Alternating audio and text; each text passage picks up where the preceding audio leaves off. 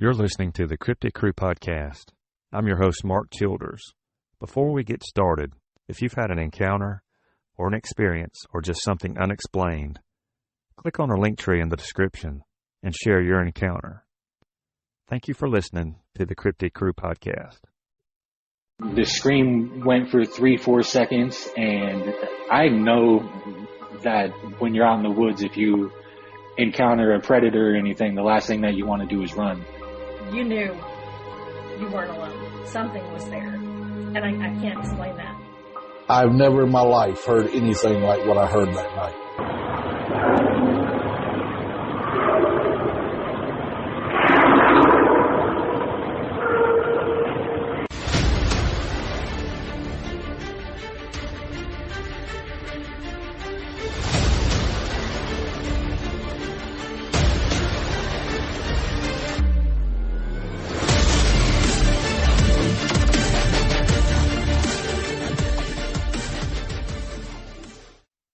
On this episode of the Cryptid Crew Podcast, I have the privilege of introducing a group of researchers from Central Florida who define the term boots on the ground.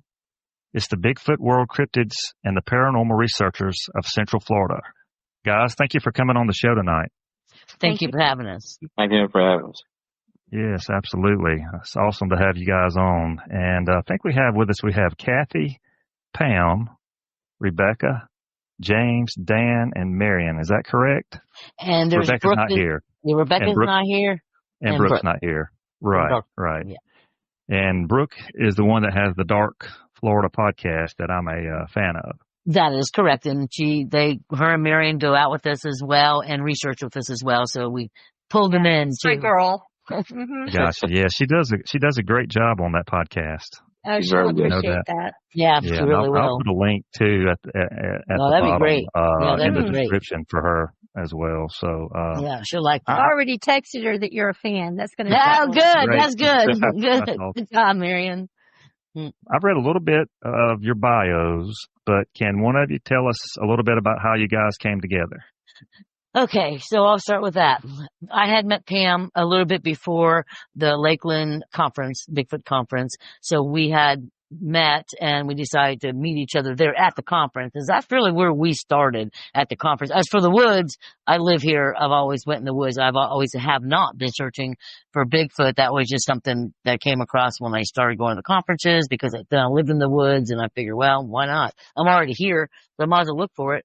And then there was this guy, James, over there, that was in kind of another group, but he kept on talking about where he lived and the places where he was going. And it was like, wait a minute, that's exactly where, that's around the block from me, or I know where that is. I knew where the areas were. So I finally private messaged him and found out, lo and behold, small world, he lives in the same subdivision I do. But when we met, we were so blown away, because he was a paranormal investigator and I was a paranormal investigator back in the years, and I had seen him out and about around, as well as he's seen my group out and about around when we were paranormal investigators moving forward. So then he became part of Bigfoot World, and Pam and then Marion. We went through a couple others, but you know how that goes. But then Marion and Brooke, they just kind of started hanging out with us and going out with us. Like, hey, well, wait a minute. What? We'd always run into each other. Central Florida is pretty packed with investigators. True. I started with the BFRO back in 2000 something, when my son had a sighting, got introduced to them. But as time went on, I was meeting people, didn't know them. But then Kathy and Pam and James and I and some other people got invited to, I believe it was Matt Larson's The Quarter. Yeah, true. And that's where we really met. That's true. That's where we really got together. Yep. And that's exactly, Marion. They were camped right next to us. And I told Pam, like, oh, good, there's another girl here. So we were hanging out with her. I could be in the woods together. Yeah, we could be in the woods together. And we just kind of all clicked, we just kind of clicked. And I then met at a Bigfoot conference in Ocala. And we met up the next year. We met at a party, and then we met up the next year, I think, at the Christmas party. And she wanted to go out. It was kind of a new subject. She's always been interested in paranormal, the conspiracies, things like that. Bigfoot was kind of new to her. So we paired up And that's how I introduced her to Kathy and them, and that's how we managed to come into the group. And then we're just like, hey, we're going out. Want to go? Want to go? Yeah. And that's what we do. We just go out. Go. Then Dan down there, he just asked to be in the group, and I said, yeah, why not? I just hung around. I'm from Sarasota, Florida, so I do Myakaa Manatee area a lot down here. I'm 3 hours south of Kathy and Pam and and James. Right. So, Dan, you just hung around until they said, hey, they got to invite me sometime, right? Yeah. I started out with Jimmy Barr a while back, and then I wanted to go on my own. Then I started talking to Kathy, and she invited me up to the Bigfoot conference in 2024, or 2023, excuse me. And then I met her, then I camped out one night, and then I kind of hung out with her, and I was up there by myself, and then I got to know her a lot better, and the rest is history. It's awesome. Yeah, then he realized I wasn't as crazy as people say I am. So, how that goes. Then I met Pam, I met Marion, I met James, and they're awesome. I'll stay as long as I can. We won't get rid of you. We won't get rid of you. It's okay. I have to be a pain in the butt sometimes, but yeah. Good. That's awesome. It sounds like you got a solid group. When did you guys first go out together, I guess, as the current team? I would say 2000. I would say, well, I started in 2019, but I think it was 2021 when, we formed it as social media Bigfoot World kind of thing, and then, kind of went from there. So yeah, I think that as a group, all of us. Yeah. I think it was more like 2024. For everybody together, when you guys came on. Yeah. I think we invited Kathy made arrangements to invite everybody out to the 4 Lake campground during the Bigfoot conference that year in Ocala. And we all just hit it off, and we've been just getting together ever since. That's true. Yeah. Yep. And then Pam, tell how you got involved in it. Poor Pam. Pam likes to be quiet. Just meeting you. But I'm from Chestnut Ridge, and Dan's from Pennsylvania too. So I grew up with them all my life, so it's just always. So I'm just always been a fan. And when I met Kathy, we were just so much alike that I just really got into it more and more. So. Now we all live in different areas. So Pam lives in Clearmont. So that's how far is that, Pam? About 15 minutes. And Marion lives Tampa? I live, north of Tampa. I'm about an hour away from the Green Swamp an hour west of the Green Swamp. Pam, I think, is right at the northern border of the Green Swamp. Mm-hmm. And Dan lives, like he said, where you live, Sarasota, Dan? Bradenton, Sarasota area near Myakaa. And James? 3 hours south of you. And James, he lives the farthest, like about a half a mile. No, he lives about a mile. 1 mile. James, your turn. Tell him all about. Now, James is our sensitive, okay? I'll tell you there's a little about James, and he's going to go on after that. But he's a sensitive. He has been seeing these things for as long as he can remember. All kinds of creatures, lizard men, all of it. And James, I'm telling you, I think I got a lizard man. I want to talk to you about that. But go ahead, James. Tell him all about you. Yeah, just about, ever since I was a little kid, I was into the paranormal, Bigfoot, UFOs, cryptids, all that kind of stuff. And then in my junior year of high school, I was an athlete, so I had a bunch of nerd friends, and I used to take them camping down to Daytona, things like that. Yeah, I treated them really good. Two of them was out camping with me, and we had an incident with a Bigfoot. And I don't know if you've seen my story. It's all over the place now. And I shot one in the stomach because it was harassing us in a camp. And ever since then, I've been looking for Bigfoots. I've been out in the woods, mostly all by myself. And then I met Kathy, and I started going out with her. But I've seen them. I've seen everything you can imagine out there in the woods, because what I do is I wear complete camouflage, and I embed myself into the bushes and watch with binoculars. Right. James, tell me when my apologies, but James, tell me when that encounter occurred where you shot one. It was in my junior year of high school. I think it was 73. Okay. What area was that in? Ocala National Forest, right down here behind Jennifer Springs. Right. Yeah. Ocala's massive. And I know y'all know that firsthand. I think it covers. They are everywhere out here. It's 600 square mile, maybe more than that. I don't know. It's a large national forest. Really large. It's really large. I've got out here in the woods by myself, watching my whole life. For real, and to him, it's all second nature. Like if we was to see what he was to see, we probably wouldn't go in the woods. But I can understand that. My cameras pick up everything he sees. There's been actual times where, to tell you the truth, there's been actual times where we're out, say a nighttime something, or maybe a daytime, and he'll say, "Hey, I see one over there. I see something, da da da," and while we filming it and recording, and there's been validation on stuff like that before with him. Right. So it's pretty impressive. Yeah. Let me ask you guys this. Do you call it Bigfoot or skunk ape or Sasquatch or all three?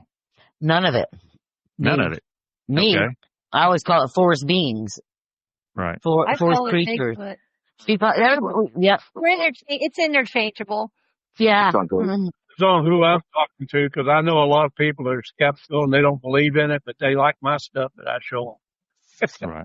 Forest creatures, because I don't know what it is. I don't know what they are. Well, I was on your guys' website. I spent a little while back checking some footage out, and there was something interesting on there. It was possible human prints, but the IR camera picked up something that it looked like to me a bipedal creature standing behind a tree with a conical shaped head. And did tell us about that. And tell me this: did you see it while you were recording? No, I've never personally. I haven't say, "Oh, there's one. Let me record it." So I go back through the footage, and that's when I normally. And I will tell you, I normally see stuff when I go back through the footage. And I will tell you, we have a group of researchers or people that go through our footage in different states and countries. And sometimes they are the ones that see it and send it to us. And we've never seen it. So if it wasn't for them doing what they do, we'd never see it. I'm not sure which one you're actually talking about. I know there's been a couple times we saw human looking prints. One was at, Bigfoot World, and one was at, Turtle Way. Mm-hmm. That was scary. I think this was the one where possibly the tree limb was stuck in the ground. It's like somebody or something put it in the ground. With thumbs. Yes, with thumbs. That sounds like Turtle Way to me. Okay. I think so. That sounds like Turtle Way because we don't find too much of that in the other world. Right. Was that a daytime investigation? Yeah. Or is that a evening? Yes. Most likely it was daytime. I do use my IR in the day all the time. Right. I think that was a daytime because we were in the middle of the road. I believe that's the one. Was it in the road? Because we had gotten out and they were like human looking prints with really long toes. Yeah. And I believe there was a cat or a track as well. Yeah. That's Turtle Way. Yep. Yeah, that track. That's a nice area. Compelling. That's a really nice area. There's actually saw one in Turtle Way. Tell them, James, you saw one. Yeah, I'm not sure about exactly which one that was. Okay, so that's the one. It was we used to call it Nation. Yeah. The Indian. We used to call it Nation. You saw one. It was cold, and me and Pam didn't see it, and you did. Across the trail that day. Across the trail, and then we tracked him and found them broken limbs and stuff where he was at. Yeah. Yep. He saw it. It was a good 7 foot tall one too. Wow. What type of build? Heavy build or thinner or could you tell? Well, see, that's the thing about down here in Florida. They're not really that big. No. They don't have to endure the harsh environments, the hardness of getting food and stuff like they do up north. Down here, they got the life of Raleigh. There's food everywhere. Right. And there is no heavy terrain. So their framework don't get as big as what they do up north. And Still get fairly almost, big. There's still reports of 7 and 8 foot. Yeah. But instead of being super stout, They're they more can be slender. like very buff. Basketball build. Yeah. Yeah, they pretty much fast. faster than what I am anyway. So They're elusive too. They're fast. Yeah. They're fast. I don't know if you saw that footage from that thing coming down the tree. Yeah. Oh, yours? Yeah. Oh, yeah. Yeah. I did see that. That was is fast. fast. And if I was, when I go back on my IR after I go out for the day or night or whatever, I go through that footage at 0.25. If I was to go look at that at normal speed, I would have totally missed it. Or say I'm looking outside at a bird that decided to fly by while I'm looking over footage. Cause sometimes it gets boring and you're like, oh, anything gonna happen? If you blinked, you would have missed it. Yeah. If you blinked, gone. I mean, you would have missed it. So when I always, like that. so a 4-minute clip will take over 30 minutes to watch or more because you have to watch it in very slow speed. I would have missed that. And I thought that was weird. I'm like, what was that? Because it just went, oh my, wait, let me back that up. You know, we had people go out there to look at the area and they said there was absolutely no way a human who could have got back there. And they also looked to make sure it wasn't any palm fronds from a palm tree, but there was no palm trees back there. And there was, my gosh, 10 feet over all the bushes. You couldn't even walk, a human couldn't walk back there. There's no way. And there's also been 2 reported sightings there. Class A. Yeah. I tried to walk back in there, and you can ask Kathy, I'm a trail buster. I don't stay on trail. I make my own trail a lot. And I couldn't even get back up in there. Yeah. Really thick. I'll tell you what, I'm glad you said that. For the listeners that don't know much about that area, can you tell us, or you guys tell us about the terrain and what it's like in there? Yeah. Well, there's a lot of places that open up once you get into the woods. But then there's a lot of places that are real thick and you can't hardly get in there unless you know how to do it. Well, it's a mix of habitat. I mean, in some places, because it runs along the ridge that goes through Florida, you have the super sandy soil, kind of dry, stunted oaks, pine trees that have been planted. Other areas, though, it's low and you have marshes and swamps. Yeah. Other places, it looks like, mature forest with the big trees and the palmettos and stuff. Yeah. Yeah. And there's an area like nice mix. It's like pine trees, right? Pines, it's all pines. And then just like, I don't know, 20 yards away, you're in a swamp, literally swampy, underwater, like totally different, like you just like walking into a movie on a different set. It's just unbelievable the difference it could be from one step to another in our forest. Lots of different food sources. Yeah. Oh, there's a lot of food stuff out there. Like I've been telling people, I said, if you had any idea what you were doing, you wouldn't starve out there in the woods. There's food everywhere. That's what they've got what I call the life of rally. They just kick back in a family unit and just take their time about things. The only time they have to worry about it is when they want to get up and go hunting or something or James? Location. I used to watch this one family unit. They had a little one that I'd play peekaboo with. Everything was done at a distance because they do not want human contact, but they will interact at certain levels. But it's like I say, I'm the only guy out there that's at full camouflage and uses a walker in the middle of the woods. I'm handicapped. So if my walker's camouflaged, then I go get entrails with it. Well, I was sitting out there one time with my binoculars and I watched a family unit sitting there and the female was grooming them, cutting their hair with rocks. And the little one seen me and was playing peekaboo with me with a palm leaf. And then so that area has tons of coverage. I mean, and it's so remote.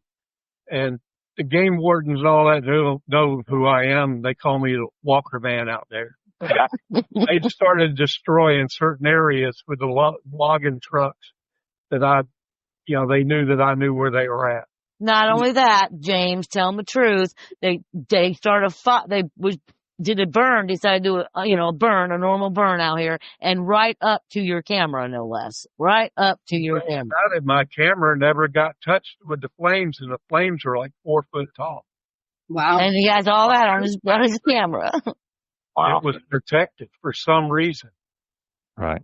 I was going to ask you guys this towards the end, but since you brought up game warden, I'm going to read something, and let me get you guys, if you've heard of it, and get your opinion on this. I found this about probably a little over a year ago. It is in the U.S. Fish and Wildlife Service Yeah. regulations, and y'all probably already know what I'm about to say. Mm-hmm. It's the Lower Suwannee National Wildlife Refuge hunting regulations. It's in there. And it states in a paragraph under hogs, it says, hogs, no size or bag limits. Shoot them all. Take hogs during any season except spring, turkey, and waterfowl.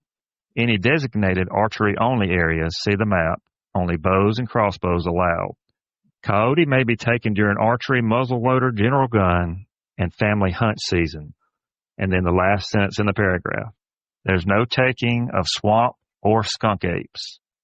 Yeah. And that sentence is just randomly in the Just randomly out there. Yep. Out there, yeah. Okay. Yep. A couple of years ago, I was with a group. We were in the Goethe State Forest, and we were doing a night hike, and we got pulled over by the FWC. They thought we were poaching.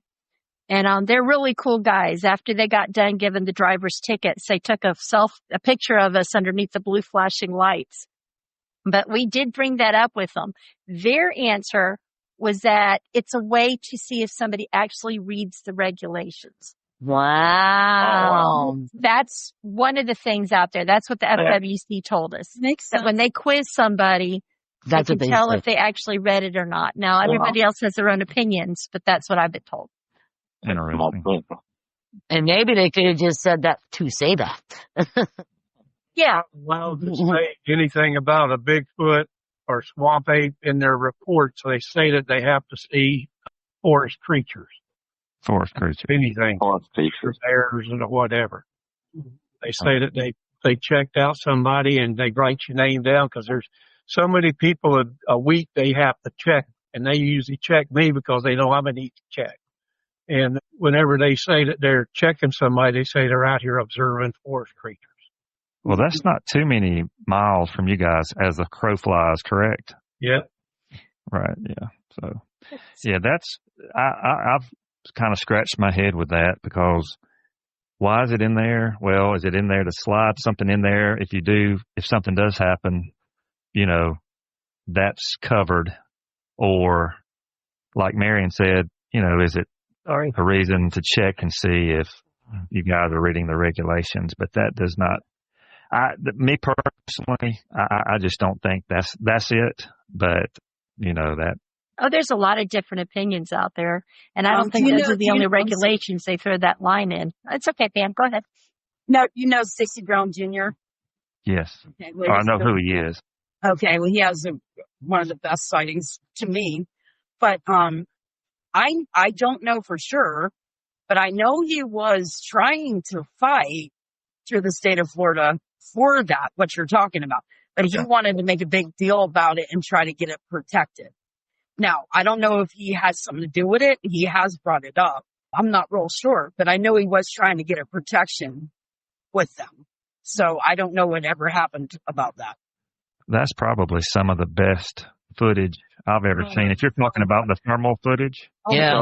The thermal footage, yeah. That was good. That was awesome. Yeah. I've talked to his dad about it. His dad, I guess he was doing a reenactment with his dad. So his dad was explaining it to us. And yeah, it really affected him. It was funny. I mean, it was funny the way he talked about, he's getting back in the truck and he's like, nope, we're done.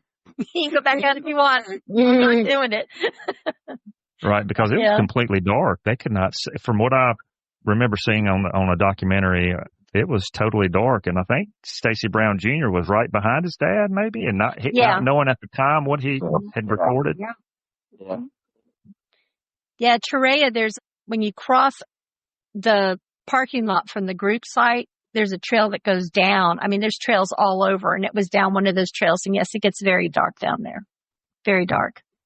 Let me ask you guys this. Tell me and tell the listeners, what is some of the most compelling evidence you guys have found? The most unusual thing I've seen has been the night glow, the eye glow. I've seen before then. When you talk about us as a group, we're on all across the spectrums. I tend to be more of the real life spectrum. Yes. These guys drag me over. Sometimes there's things that I can't answer. And then there's sometimes where I'm like, no, guys, that's a bird. Sorry.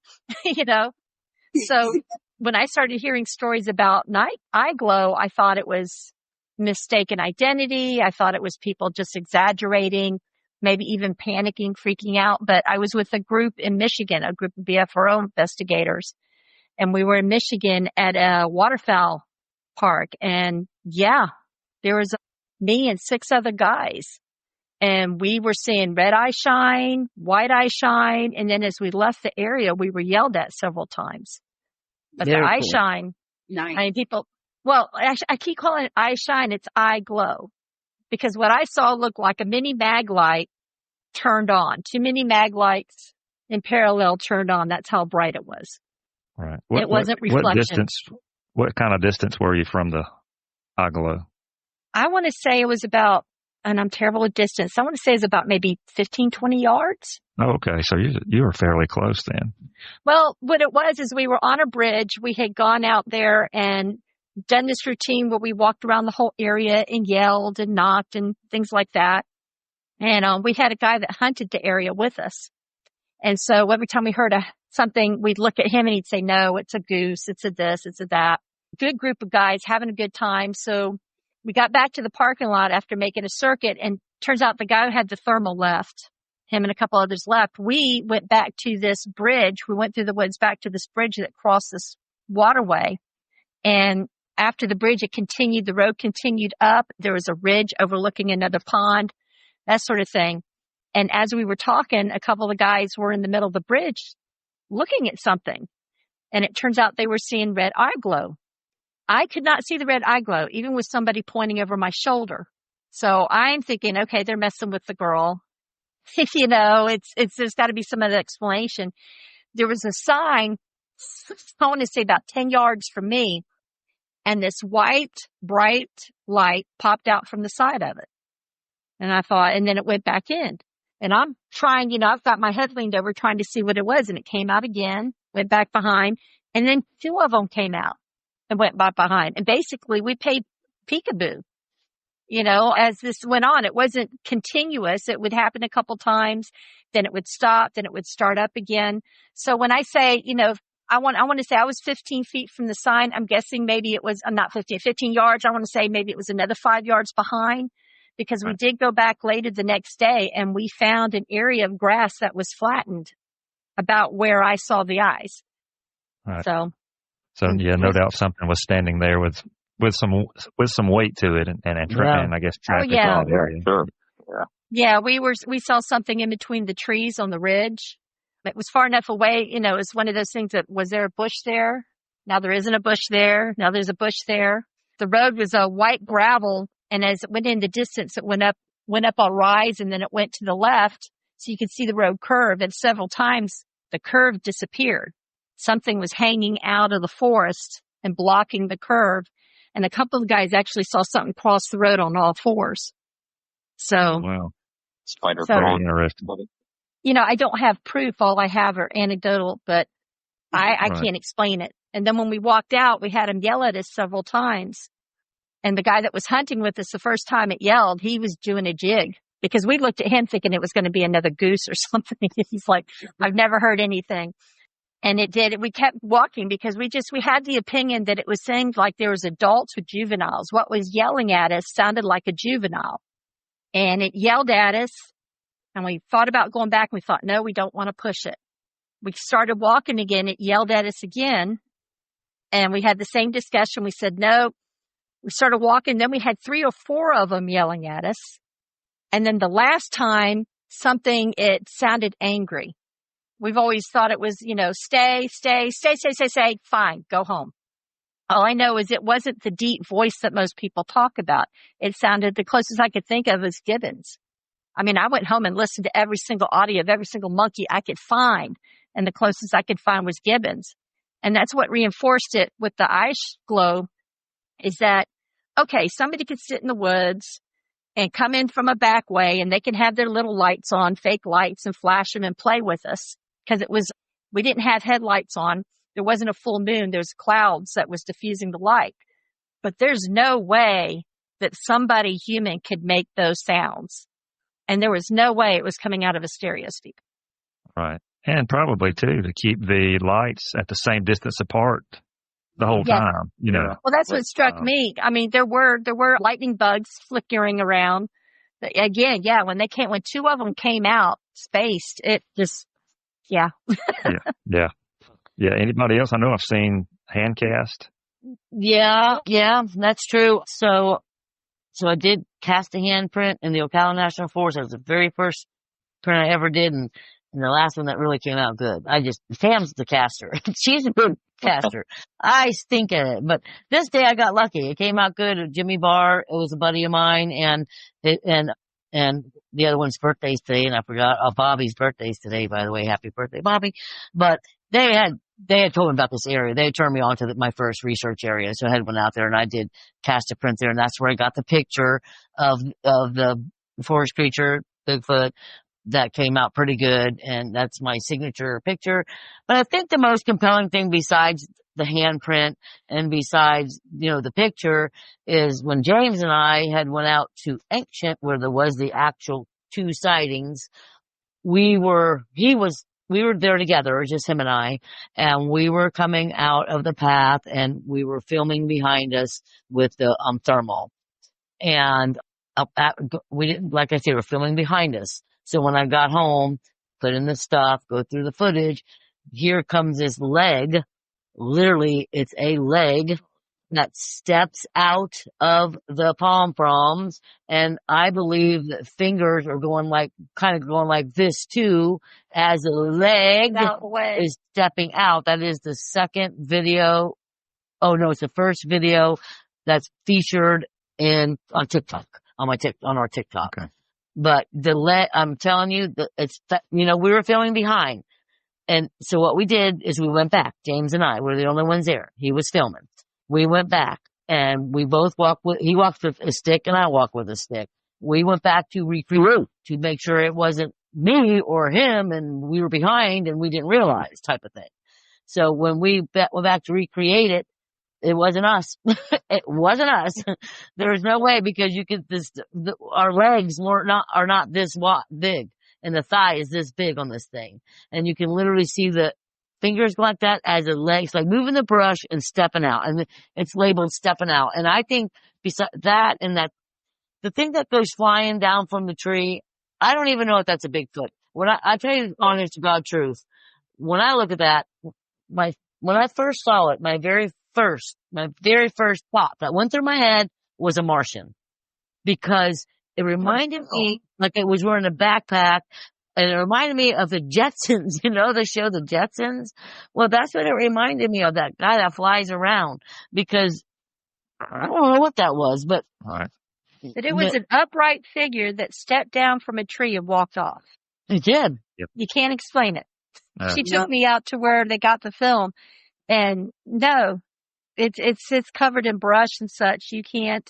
It's not, just somebody casually coming down from a tree stand or anything like that. Right. And another thing too, talking about tree stand, you can't even hunt there. You have to have a permit. There's only so many days you can hunt in that area. It's called Church Lake. But I was going to say, what Marion said about the tree thing going down, the stepping out is in the same area. It's the same area. That's two things from that area that we caught both on thermal, to be honest. When we was walking back on one side of the trail, all the bushes are laying down.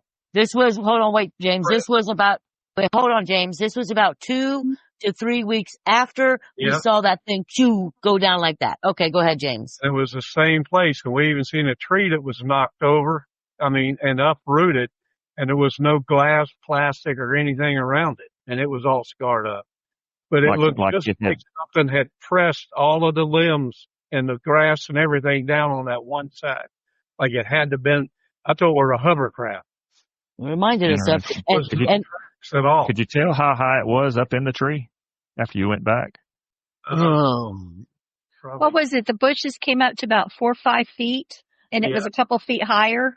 Oh yeah, it was out of that tree. That tree, it came from the top of the tree, and that's a pine tree. It's way up there. That's what I'm saying. The bushes were a good 4 or 5 feet up the tree. Yeah.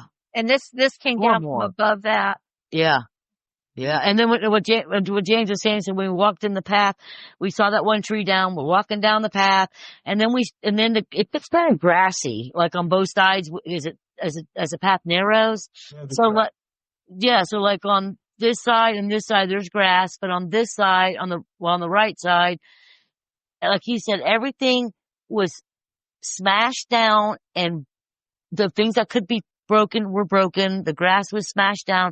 It was only on one side, but we followed with it. What the heck is this? And we're thinking, was something mad because we got what we got or what have you? But what happened was, so it stayed flat down all the way to the real high grassy area. And then it was like something drove there and it completely stopped. Now I ride a lot around the woods. I do a lot of events in the woods.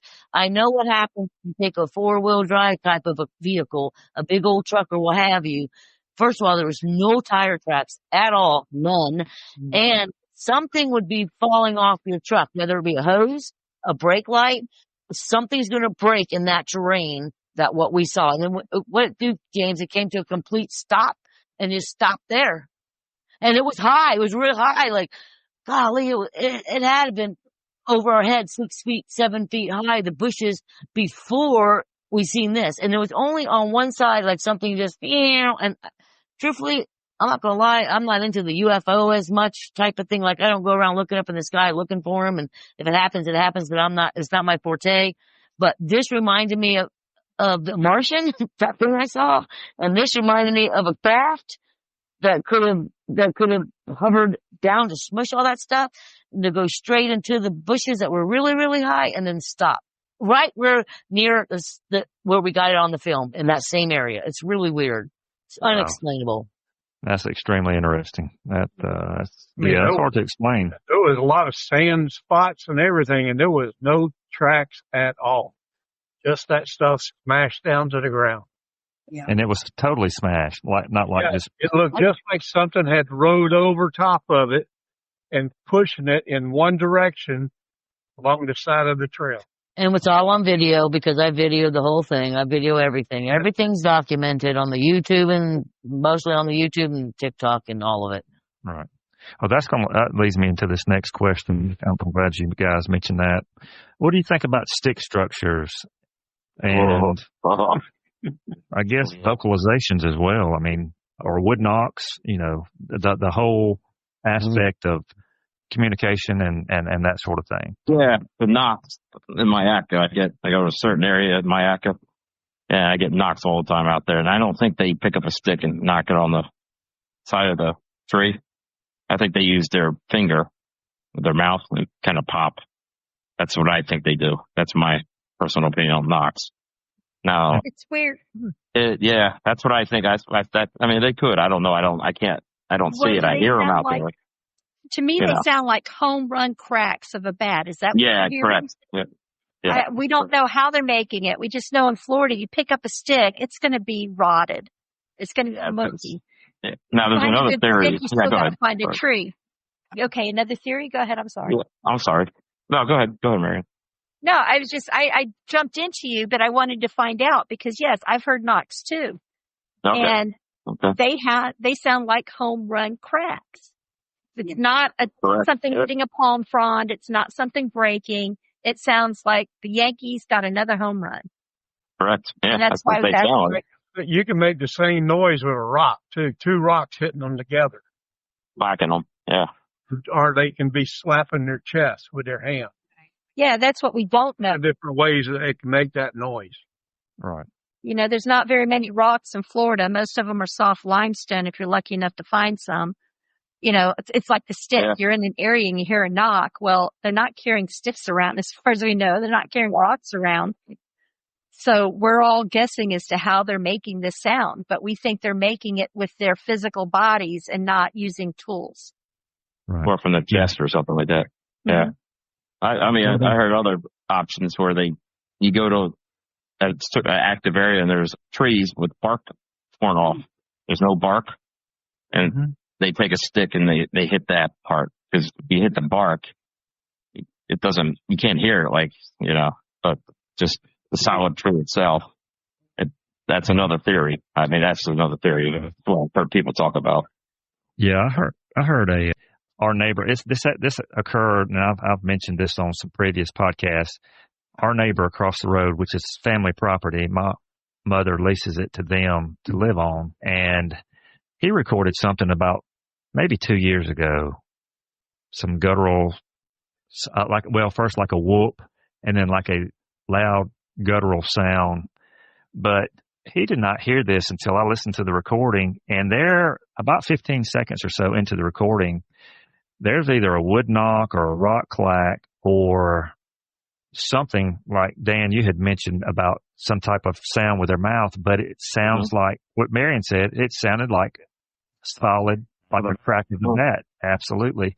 Yeah. And I don't know how they make that sound, unless they take two rocks and clack them together like that, or they do something with their mouth. But like you said, it makes total sense. You pick up a stick or a limb, more than likely that limb or stick fell off and it's going to be rotten and it's not going to make that solid sound. Correct. You can see a lot of small trees are broken off. With the bark off. Ground or something, and they could be breaking them tree limbs off, like, of a good limb to make a knock with. Right. But then you would hear the tree branch break. And we're not hearing tree branches break before the knock. I mean, I know what you're saying. Yeah, that would be one way to get a good stick, is to take a live stick and snap it off. But we would hear that, I would believe. Yeah, the snap sound. The bark off. I've had somebody point out a tree and said, that's a Bigfoot knocking tree, because all the bark was off. And they happened to not realize the bark was spread out all around, and there's this dark line going through the tree because it got hit by lightning. They didn't realize the power of lightning will just evaporate all the moisture and just explode the bark off of it. Or the bark off it, and what are the odds that when you walk into the woods in some general area that they have one of those trees nearby to let everything know that, hey, somebody's here? No. All right. For sure. What about the stick structures? What do you guys think about that? As in, like the X's and stuff, arches? Yeah, I guess it depends on if it's natural or not, depending if it's a snap or if they're pinned down arch-wise, or, what the meaning of, we'll never figure out what the meaning of the X means. I mean, or the arches. Yeah. Depends on, we don't know. Like some of the stuff that you see online or pictures or whatever, can it be explained?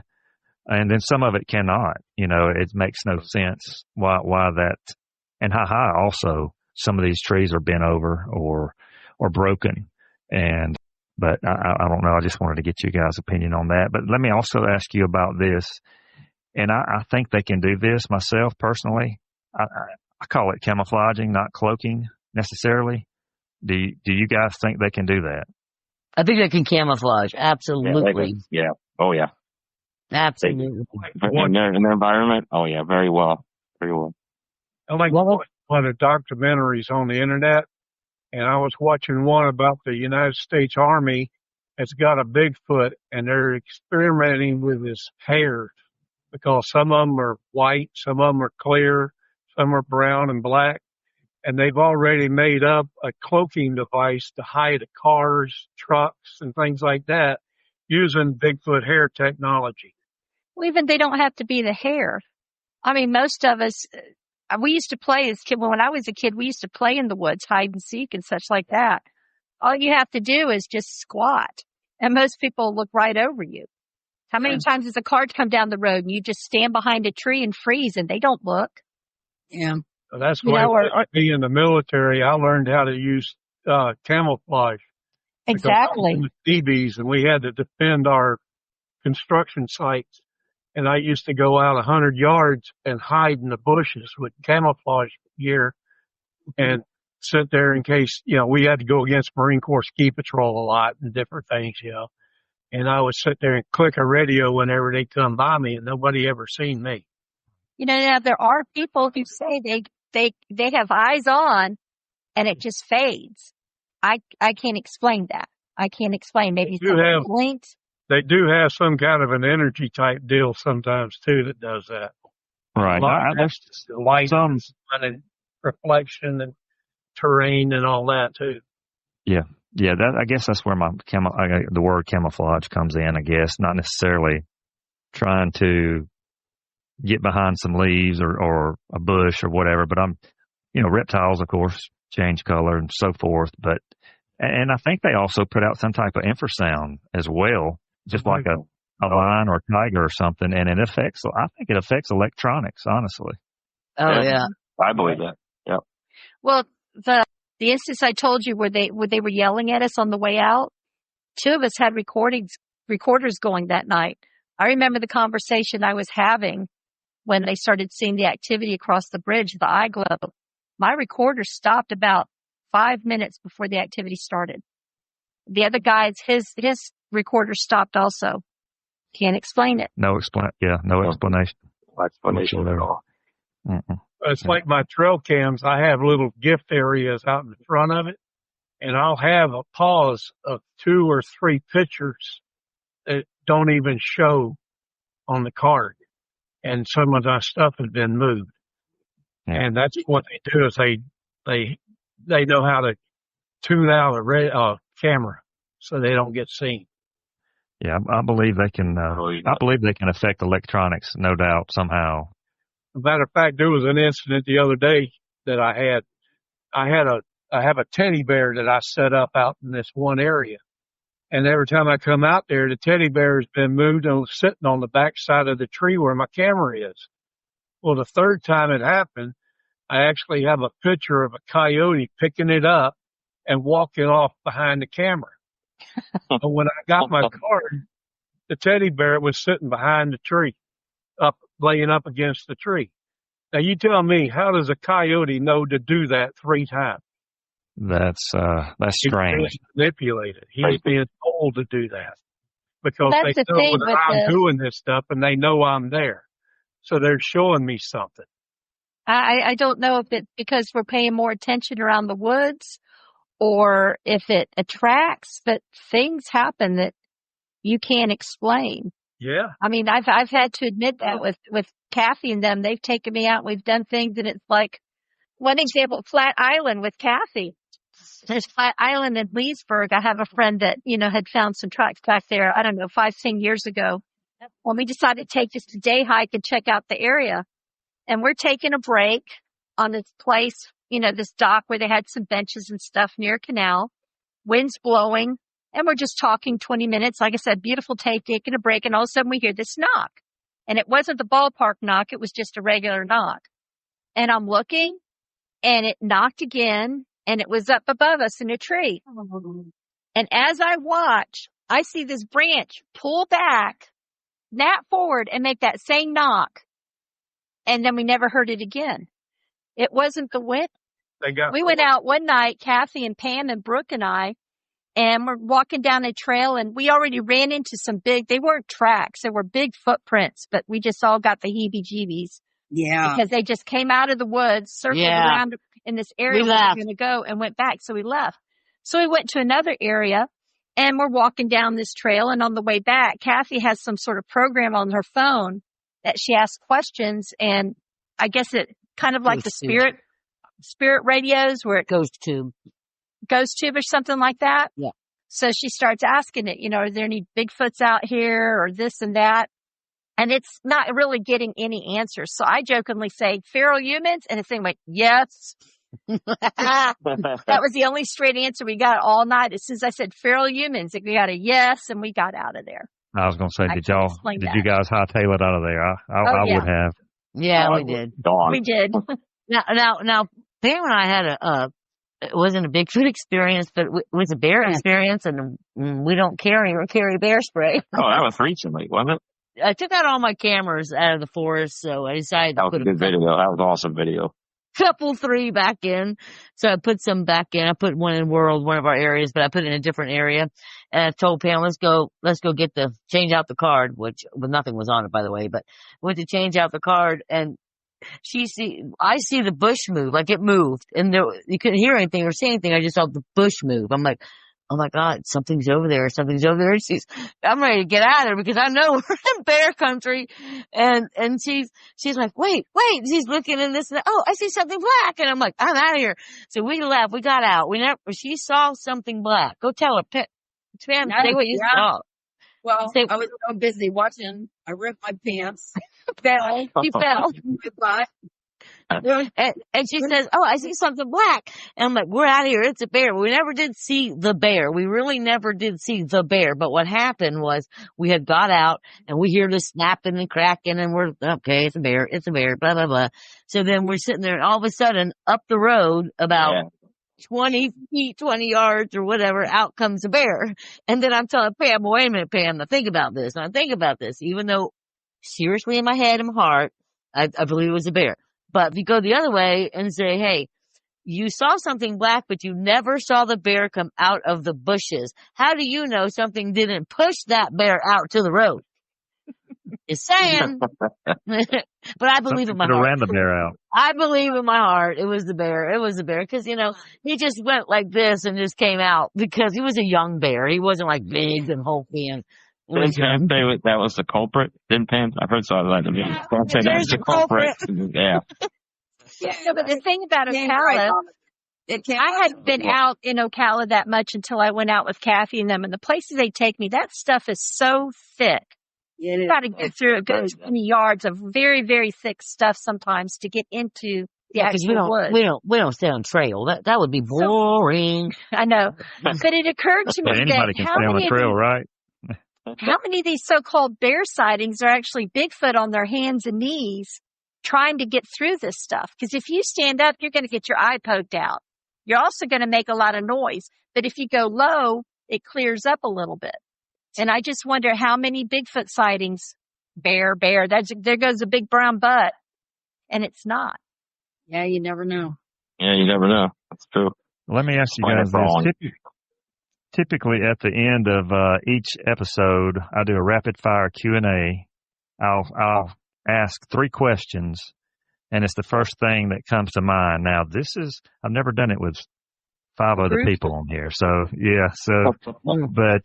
I'm going to ask you the questions, 3 of them.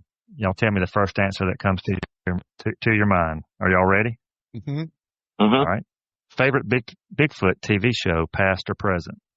Don't watch any. Harry and the Hendersons. Small Town Monsters, Chestnut Ridge. Hey, Boggy Creek. Legend of Boggy Creek. Good one. Boggy Creek. Yeah. That's legendary. Yeah. But Small Town Monsters, I'm a huge fan. They are, they're very talented. Mm-hmm. Yeah. They're very good. Yeah. There's another one. My second one is on the site a lot. I've been watching some of their stuff. And Sasquatch Theory, Miguel, he's very good too. Yeah, I watch him. I like how he does the content of the Bigfoot, and the sightings that the people have, and how he does it though. Yeah. And we'll have to talk another time, Pam and Dan, about Chestnut Ridge. That area. That's all so active up that way. And I know you guys know that, but yeah, that's a pretty active area. All right, second question. Ready? Mm-hmm. And y'all may not be, but favorite college football team? Oh, Nebraska. We just beat Alabama. We just beat Alabama, so that's FSU, baby. Florida State. Finally, we're not going 2-10 no more. No. I've got time off. I'm in the woods. I'm not watching sports. I used to watch football a lot, but I don't watch it too much. We got a quarterback finally. Gators. Well, see, my family, Mike, I got 2 boys and a husband, and they're like drag racers. Oh, we play you guys either drag in November. Racing or motocross or something like that. We were never football people. The Seminoles taste like chicken. What, James? Do what, James? Seminoles taste like chicken. I'm a Gator fan. Oh, no. At least my camper looks like a gator. Yeah, I was going to say, she has gator colors on her new camper. Yeah. I get a real hard time about that. I just didn't buy it because of that. I don't like them colors. I need to get one of them GoFundMe pages for a new paint job. For a rat. Darn ain't gold. Yeah. Darn ain't gold. I love football. I don't like college. Steelers all the way. I like race. Yeah, it's Pittsburgh. Okay, yeah. Well, you're from Pennsylvania. Tampa Bay Buccaneers. Eagles or Steelers.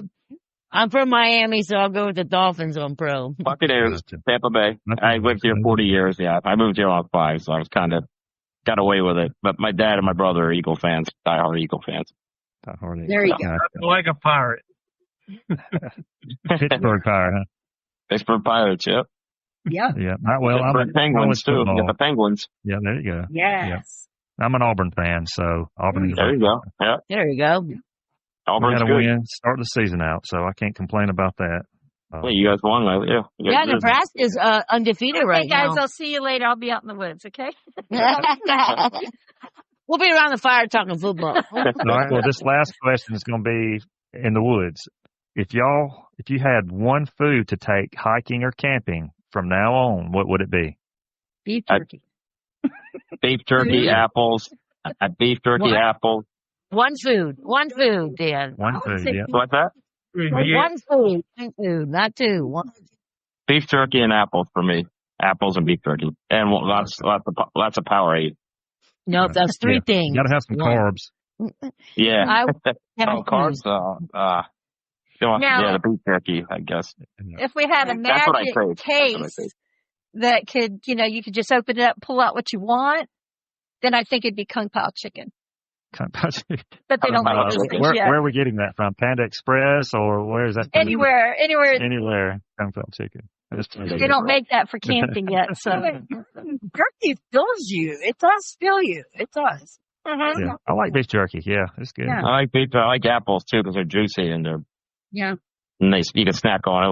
And I bring a bunch of beef jerky, so that's my two. But the rules are, Dan. The rules were one food. You still have two.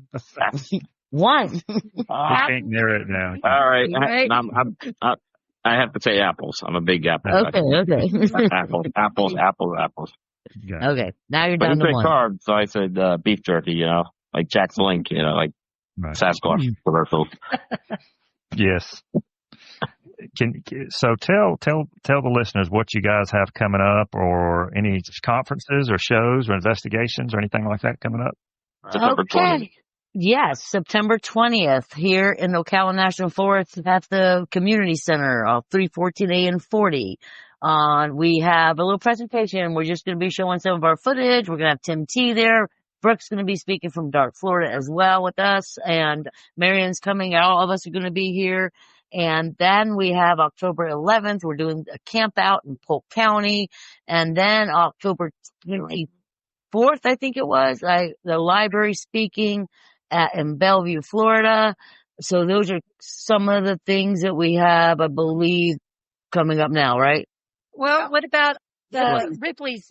Oh, so I forgot about Ripley's. So Ripley's, believe it or not, they're going to open a cryptid thank you, Marion. They're going to open a cryptid section in November.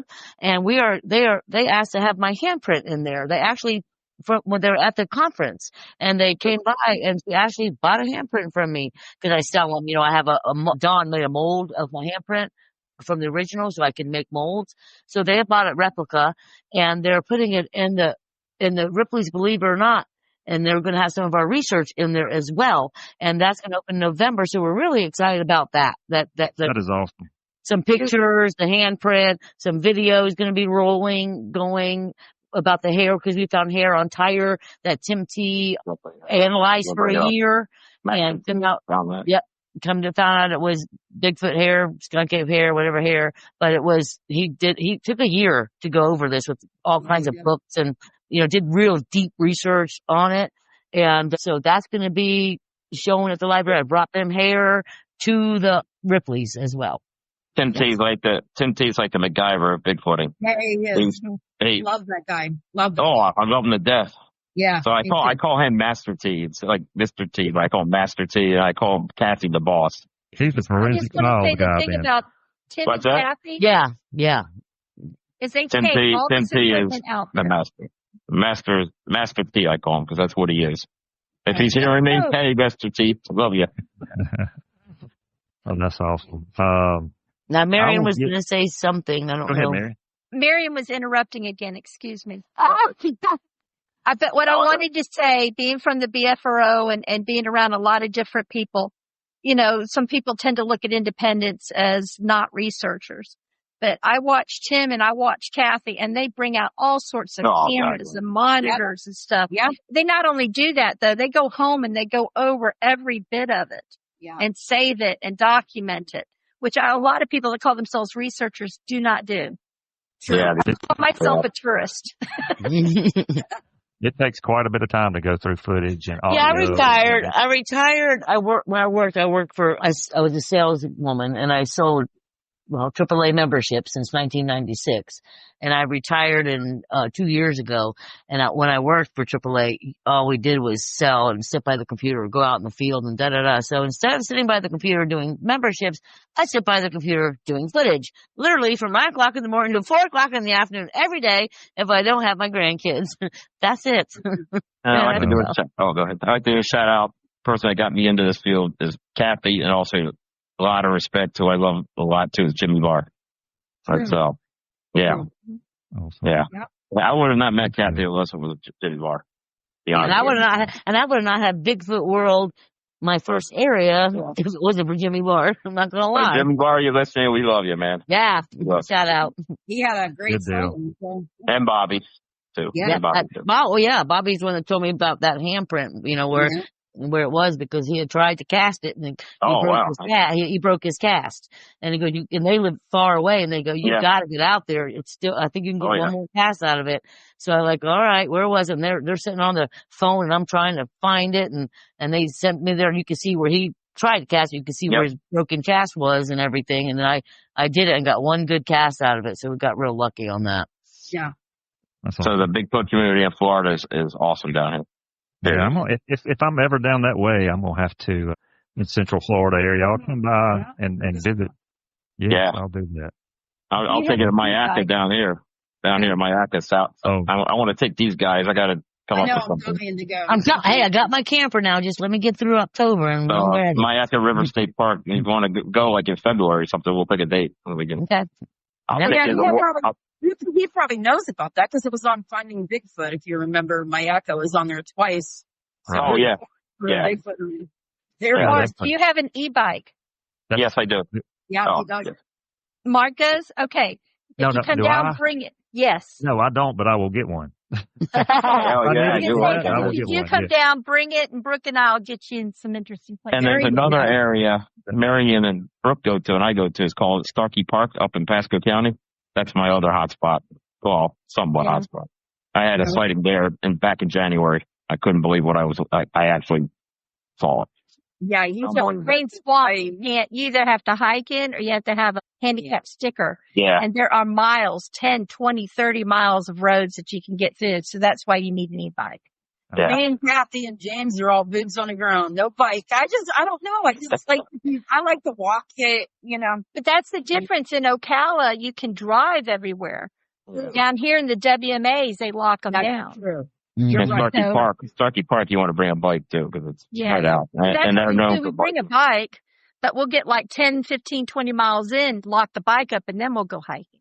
Yeah, I think that's like it. Yep. On the smaller game trails. Come on down. That's all down. You'll have a blast. Yeah. Sounds like it would be, and I know I would enjoy it for sure. And I've enjoyed the conversation with you guys tonight. I appreciate each one of you taking your time out of your schedule to come on the show. Well, thank you for having us. We appreciate being here. Thank you. Absolutely. Thank you. Had a good time. Thank you, Mark. I did. Awesome. Appreciate that. For the listeners, if you've had an encounter, an experience, or just something unexplainable, please shoot us an email with your contact information at the Cryptid Crew Podcast at gmail.com. Like, share, and subscribe. It helps the channel out. Thank you for listening, and God bless.